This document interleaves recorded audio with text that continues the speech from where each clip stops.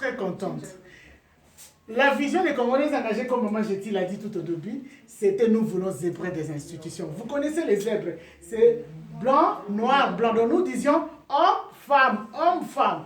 Et notre pasteur l'avait dit il y a longtemps, et beaucoup d'hommes de Dieu le disent, tout le monde nous dit, et nos hommes politiques aussi ont compris que ce n'est plus possible de gouverner la DRC sans les femmes.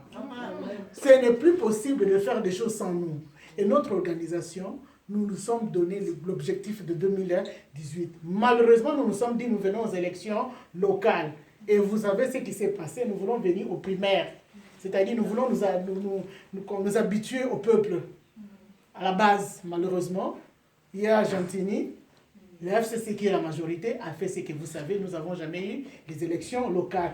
Nous attendons 2023. Cette organisation ici se cotise, se prépare, comme l'a dit le pasteur. En 2023, vous verrez autant de femmes avec nos logos disant aux hommes que nous voulons zébrer les institutions. Ce n'est pas maintenant seulement une femme comme Jani Matounda dans un parlement de 500 sièges.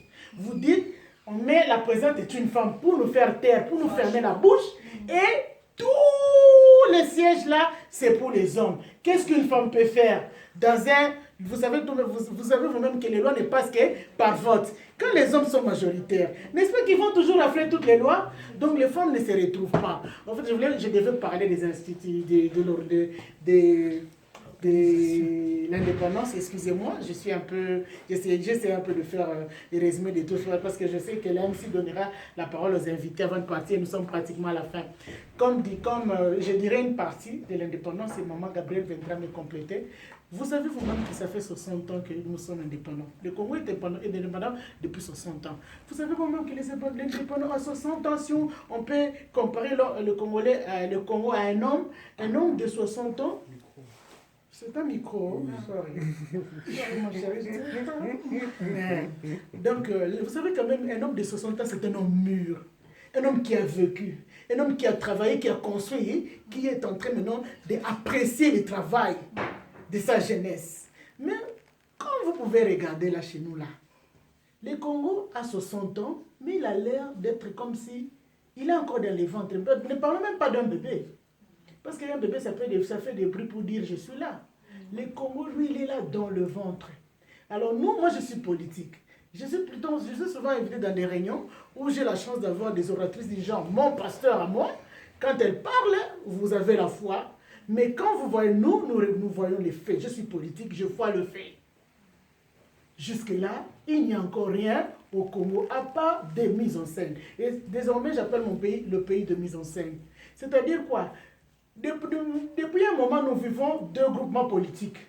Les caches et l'FCC. Les caches disent des mensonges.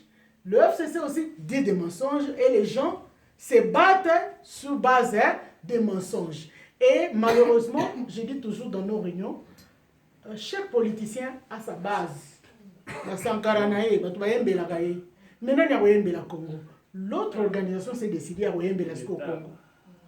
Donc, vous-même, vous avez vu. On accuse un voleur. Le voleur a sa base qui dit qu'il n'est pas voleur. L'accusateur dit non, c'est un voleur. Alors, on est perdu. Or, notre organisation dit, nous voulons être les Massankara de Punta, les chanteurs du Congo. Parce que nous chantons pour les individus passeront. Nous voulons chanter pour cette institution qui est notre pays. Et quand nous chanterons pour cette institution qui est notre pays, nous verrons quand même c'est bon pasteur. S'il est à côté, je dirais non, maman. Pourquoi il place Wana? Mais ceux qui n'ont pas malandanaye, je vais être aveuglé. C'est ce qui se passe au Congo. Et c'est pour cela que les Congolais engagés veulent venir aux élections. Nous voulons les primaires. Et peut-être que l'une de nous aussi, c'est 100 000 $, hein, et bien nous sommes en train de nous cotiser pour aussi avoir une Congolaise engagée à la présidence. Peut-être 7. 5 000 multipliés par 7, ça sera 700 000 $. On est capable de le faire, on peut, parce que l'élection de demain, on peut les compenser aujourd'hui. L'indépendance, ça fait 60 ans, rien, matériellement, il n'y a rien.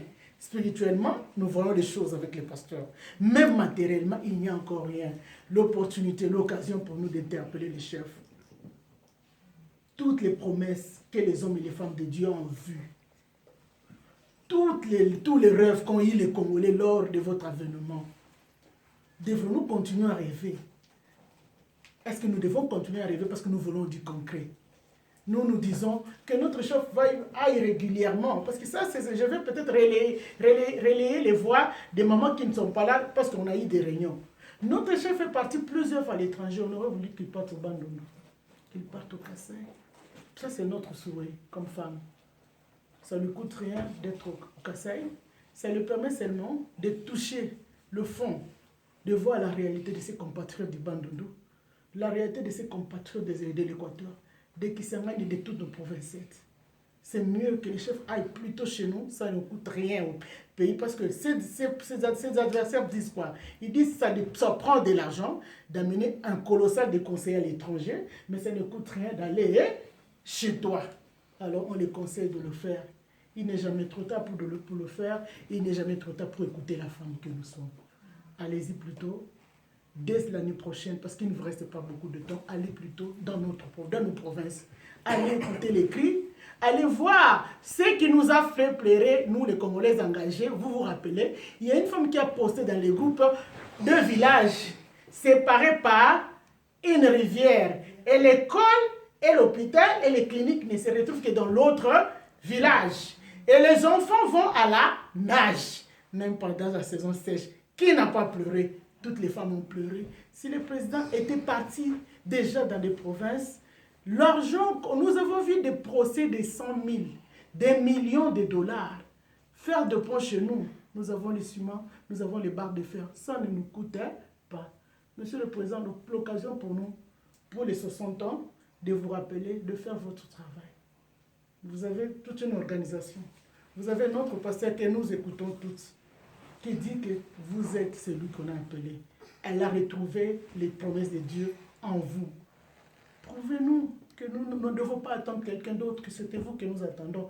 Parce que jusque-là, le bilan de notre indépendance n'est pas beau. Il y a même des gens qui nous disent, ne célébrez pas l'indépendance. Bosomba lipate, bosomba sucrété, bolé la coûte parce que vous n'avez rien fait. Nos pères, ceux qui ont perdu leur vie pour cette indépendance, ils étaient tellement fiers. Ils étaient tellement contents. Est-ce que, oui, quand les dames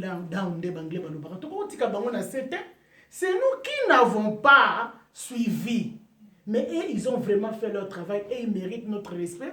Ils méritent aujourd'hui que nous puissions chanter. Ils méritent aujourd'hui que nous puissions manger et boire pour le travail qu'ils ont fait et que nous puissions aussi nous interpeller. Je dis et je vous remercie. Merci.